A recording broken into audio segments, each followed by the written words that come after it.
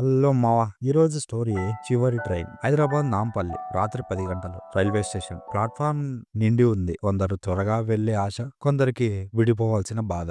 వీరిలో ఒకడు ఉన్నాడు, రవి. చేతిలో ఓ చిన్న బ్యాగు, గుండెల్లో మాత్రం భారీ బాధ. అతని ప్రేమ, ఆమె పేరు మాధవి. 2 సంవత్సరాల పాటు సాఫ్ట్వేర్ కంపెనీలో కలిసి పనిచేసిన ఇద్దరు చివరికి ప్రేమలో పడ్డారు.